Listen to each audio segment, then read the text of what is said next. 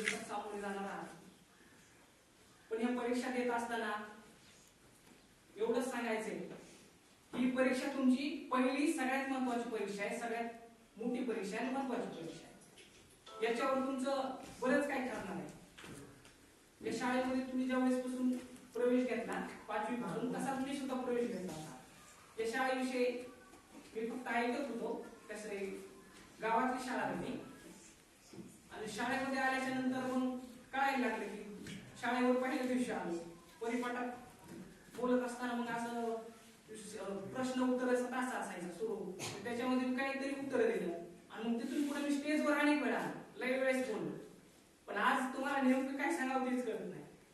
पण तरी मी सांगतो, या शाळेमध्ये इतर शाळेमध्ये शिक्षण मिळतंय, चांगलं मिळतंय, आपल्या शाळेत शिक्षण मिळतंय, पण या शाळेत संस्कार मिळतात, हे सगळ्यात महत्वाचे.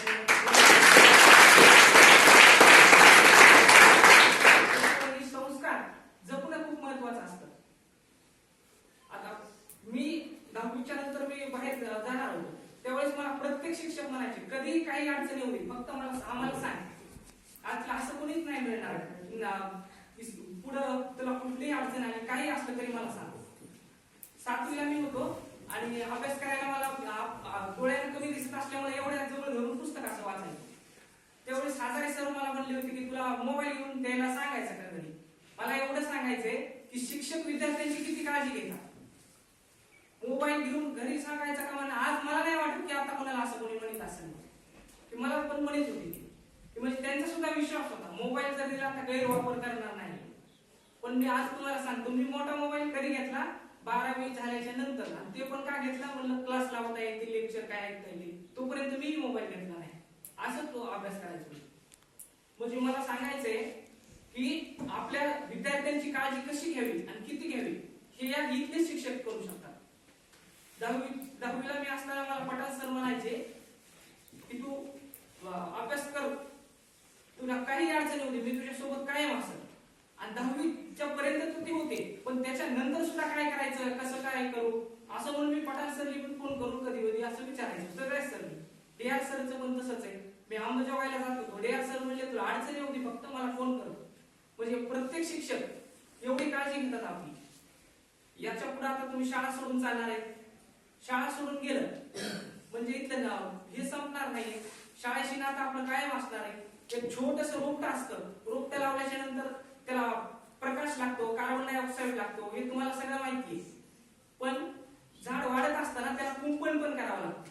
कुंपण नाही केलं तर काय होईल, एखादी शेळी शेंडा खाऊन टाकेल, एखादी बैल फांदी खाऊन टाकेल. आतापर्यंत ते कुंपण करण्याचं काम या शाळेने केले, झाडाला कुंपण शाळेने केले. याच्या पुढे कुंपण तुम्हाला स्वतःला करावं लागणार आहे. फरक फक्त एवढा.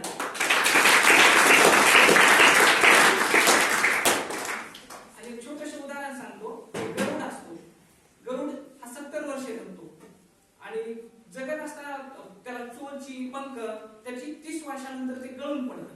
खूप वेदना होतात त्याला आणि म्हणजे ते चोची पंख आलेले असतात की त्याला एकतर आपटून दगडावर आपटून तोडावं लागतं, मोडावं लागतं. नाहीतर ते जर नाही केलं तर गरुड मरतो. मग आता त्याच्याकडे फक्त 2 पर्याय असतात. एक तर चोची मधनं आपटून तोडून मोडून टाकणं चोची दगडावरती, नाहीतर मग मरण स्वीकारणं.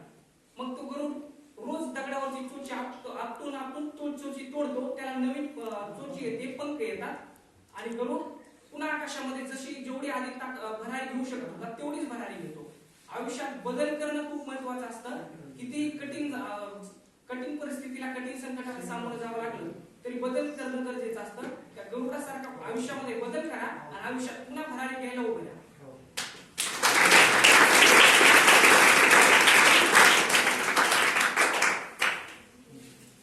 आणि का अभ्यास तर तुम्ही केलाय, काय काळजी करायचं कारण नाही. काही झालं तरी सर नापास होऊ देत नाही एवढं मी सांगतो. तुम्ही आधीचा केलेला अभ्यास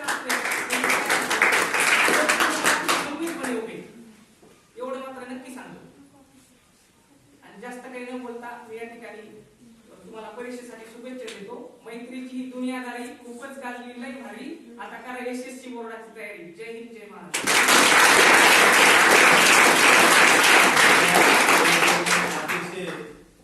बहुमोलाचं तुमच्या समोर मार्गदर्शन सांगितलं. एक आपल्या शाळेचाच विद्यार्थी स्वतःचे अनुभव त्याने बोललेले आहेत.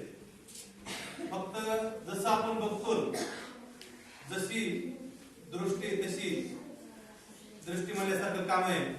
जसं आपण बघतो तसं दिसतंय. आपण जर शाळेकडे वेगळ्याने बघितलं तर वेगळ्याच दिसणार, आपण चांगल्याने पाहिलं तर चांगलं दिसणार. हे ज्ञानेश्वरनं स्वतःच्या अनुभवातून सांगितलेलं आहे.